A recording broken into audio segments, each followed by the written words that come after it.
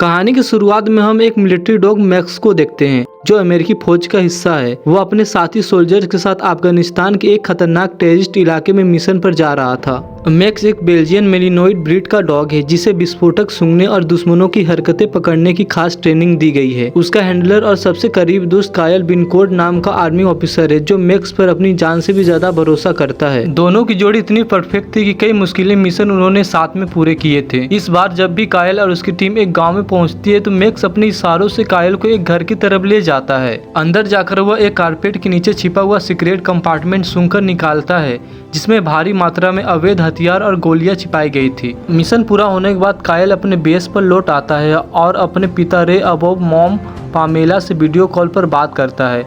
रे एक retired military officer है और अपने बेटे पर बहुत गर्व करता है। वहीं कायल का छोटा भाई जस्टिन एक आम अमेरिकन लड़का है जिसे गेम खेलना और बाइक चलाना पसंद है। उसे कुत्तों में कभी खास दिलचस्पी नहीं रही है, लेकिन कायल के लिए मैक्स परिवार जैसा ही था। कायल अपने घर की बातों में हमेशा मैक्स का जिक्र करता था और पामेला को भी वो डॉग बहुत प्यारा लगता था। कुछ दिन बाद कायल को उसके सीनियर ऑफिसर्स ने बुलाया। पता चलता है कि जितनी बंदूकें उन्होंने जब्त की थी वह सारे ऑफिस तक नहीं पहुंची। उन्हें शक था कि कायल की टीम में से कोई हथियार चुरा रहा है। कायल ने अपनी टीम से पूछताछ शुरू की तो पता चलता है कि इस सब के पीछे उसके बेस्ट फ्रेंड टायलर का हाथ है। जब कायल ने उससे बात की तो टायलर ने उसे धमकाया और कहा कि वह इन बातों में ना पड़े। अगले दिन कायल अपने ग्रुप के साथ अगली मिशन पर जा रहा था। मिशन के दौरान जब मैक्स ने कुछ अजीब सा सूंघा तो वह कायल को एक मैदान की ओर ले गया। तभी वहां माइंस फटने लगी और फायरिंग शुरू हो गई। उस अफरा तफरी में कायल मैक्स को बचाने के लिए भागा। उसने टायलर को कवर फायर देने के लिए कहा, लेकिन टायलर उसे धोखा देकर एक चट्टान के पीछे जाकर छिप गया और बदकिस्मती से कायल दुश्मनों से लड़ता हुआ शहीद हो गया। इसके बाद सेना के उस अफसर कायल के परिवार को उसकी मौत की खबर देने गए। उसके माँ बाप और भाई जस्टिन को यह सुनकर बहुत गहरा सदमा लगा। कायल को आखिरी बार अलविदा कहने के लिए पूरा परिवार चर्च में पहुंचा। मैक्स को भी वहां लाया गया जो अपने मालिक को खोकर बेहद दुखी था। वह चुपचाप जाकर कायल के ताबूत के पास बैठा रहा और फ्यूनरल पूरा हो जाने के बाद जब ऑफिसर्स मैक्स को वापस ले जाने लगे तो वह बुरी तरह छटपटाने लगा और उनके साथ चलने से मना कर दिया। वो जस्टिन को पहचान कर उसके पास चला गया। उसे जस्टिन ने अपने मालिक कायल की झलक नजर आती थी, लेकिन जस्टिन ने आर्मी ऑफिसर के साथ जाकर उसे वेन में छोड़ दिया। कुछ दिन बाद जस्टिन कायल के कमरे में बैठा उसकी तस्वीरें देख रहा था। उसके पिता ने आकर उसे दिलासा देने की कोशिश की, लेकिन जस्टिन गुस्से में आकर अपने पिता को ही कायल की मौत का दोषी ठहराने लगा। तभी पामेला ने आकर उन्हें बताया कि मिलिट्री ने मैक्स को मार देने का फैसला लिया है। बिना वक्त गवाए वह तीनों मैक्स से मिलने डॉग शेल्टर पहुंचे। वहां पर आर्मी ऑफिसर बताता है कि कायल की मौत का उसके ऊपर बहुत गहरा असर पड़ा है, इसलिए वह बहुत ज्यादा अग्रेसिव हो गया है। यह किसी के लिए भी खतरा बन सकता है, इसलिए हमारे पास इसे मारने के अलावा कोई भी रास्ता नहीं है। लेकिन जैसे जस्टिन ने कमरे में कदम रखा मैक्स शांत होकर जमीन पर बैठ गया। मैक्स उसके ऑर्डर मानने लगा। यह देखकर वहाँ सब लोग हैरान हो गए, लेकिन मैक्स जस्टिन को देखकर ऐसा बिहेव इसलिए कर रहा था क्योंकि वह जस्टिन में कायल को देखता था। मैक्स को जस्टिन के साथ खुश देखकर रे ने फैसला लिया कि वह लोग मैक्स को अडॉप्ट करेंगे। इसके बाद वो लोग मैक्स को अपने घर लाते हैं, लेकिन घर पहुंचकर रे ने कहा कि मैक्स एक खूंखार जानवर है और वह कभी भी किसी के ऊपर हमला कर सकता है, इसलिए वह उसे घर के अंदर नहीं रख सकते। उन्होंने मैक्स को बाहर ही गार्डन में बांध दिया। रात के समय मैक्स जोर जोर से भौंकने लगा। दरअसल वो कायल को मिस कर रहा था। उसके शोर मचाने की वजह से पूरा परिवार और आसपास के लोग भी बहुत परेशान हो गए थे। न चाहते हुए भी जस्टिन बाहर मैक्स के पास आया तो उसे देखते ही मैक्स ने भौंकना बंद कर दिया, पर जब जस्टिन वहां से जाने लगा तो उसने दोबारा भौंकना शुरू कर दिया। मजबूरी में जस्टिन को वहीं पर सोना पड़ा। मैक्स भी शांत होकर वहीं पर बैठ जाता है। दरअसल मैक्स को हमेशा से जस्टिन के बड़े भाई कायल के साथ सोने की आदत थी, इसलिए मैक्स उसे मिस कर रहा था। जस्टिन के सो जाने के बाद मैक्स पूरी रात उसकी रखवाली करता रहा। अगली सुबह जस्टिन अपने दोस्त चुई और उसकी कर्जन सिस्टर कारिन से मिला। कार्मेन को डॉग से बहुत प्यार था। उसने अपनी गर्दन पर डॉग के पैर का एक टैटू बनवाया था। जब उसे पता चलता है कि जस्टिन के घर में डॉग है तो जस्टिन से कहती है कि मैं तुम्हारे घर आकर तुम्हारे डॉग से मिलना चाहूंगी। इस पर जस्टिन ने उसे बताया कि मैक्स को संभालना उसके लिए बहुत मुश्किल हो रहा है क्योंकि वह बहुत खूंखार है। इस पर कार्मेन ने कहा कि उसने डॉग्स के बारे में काफी स्टडी किया है और वह मैक्स को ट्रेन करने के लिए उसकी मदद कर सकती है। अगले दिन कार्मेन और जूही उसके घर आते हैं, जहां पर कार्मेन जस्टिन को समझाती है कि डॉग्स को इस तरह से कंट्रोल किया जाता है। कुछ ही घंटों के प्रैक्टिस में जस्टिन मैक्स को अपने साथ घुमाने लगा। इसके बाद रात को जब सभी डिनर कर रहे थे तो अचानक बाहर से मैक्स के जोर जोर से भौंकने की आवाज आने लगी। तभी दरवाजे पर घंटी बजी। जस्टिन ने देखा कि दरवाजे पर टायलर था। उसके माँ बाप टायलर को देखते ही बहुत खुश हुए।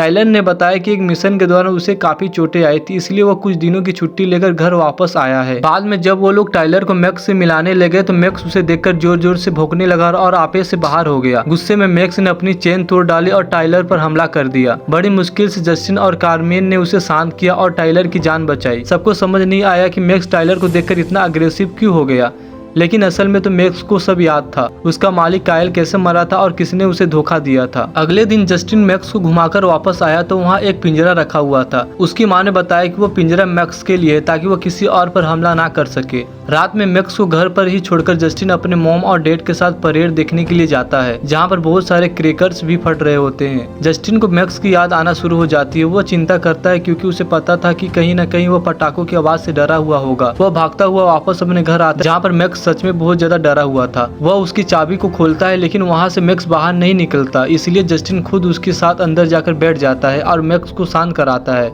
अगले दिन टाइलर ने रे से उनके वेयर हाउस में अपना कुछ काम करने की इजाजत मांगी क्योंकि रे उसे अपने बेटे जैसा समझते थे, इसलिए रे ने भी उसे इजाजत दे दिया।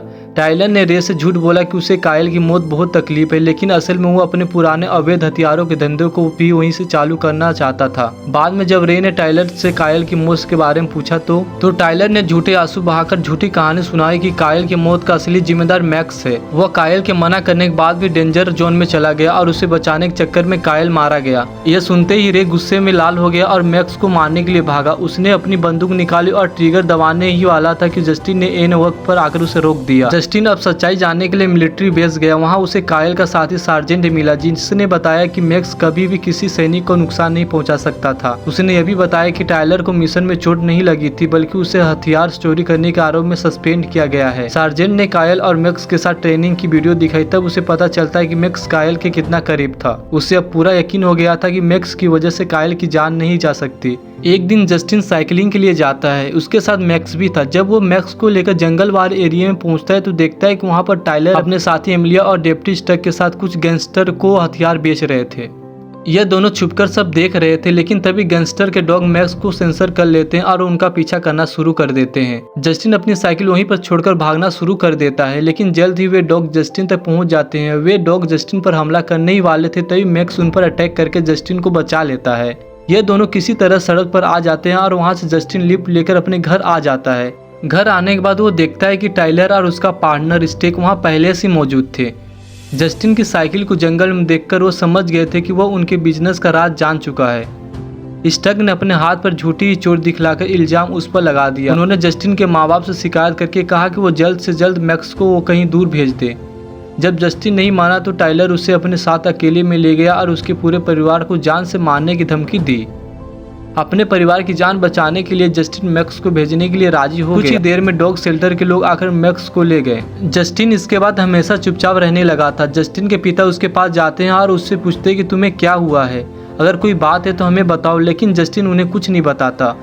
जस्टिन के पिता को अब टाइलर पर भी शक हो गया था, इसलिए वो अपने वेयर हाउस की तरफ जाते हैं तो देखते हैं कि टाइलर स्टक के साथ एक बॉक्स को गाड़ी में रख रहा था जिसके अंदर हथियार थे। पर इससे पहले कि वह कुछ कहे, इनका साथी एमिलियो उन्हें गन पॉइंट पर लेकर किडनैप कर लेता है। उधर मैक्स डॉग शेल्टर में कंट्रोल से बाहर हो रहा था और सिक्योरिटी गार्ड पर हमला करके सब कुछ चकमा देकर वहां से भाग गया। इधर पामेला को रे का मैसेज आया कि वो आज रात अपने हंटिंग हाउस में रुकेगा, लेकिन पामेला के मुताबिक उनका कोई हंटिंग हाउस भी नहीं है। इस पर उन लोगों को शक हुआ और जस्टिन समझ गया कि टाइलर ने ही कुछ किया होगा, इसलिए जस्टिन ने कारेन और मैक्स के साथ मिलकर अपने पिता खोजने का फैसला किया।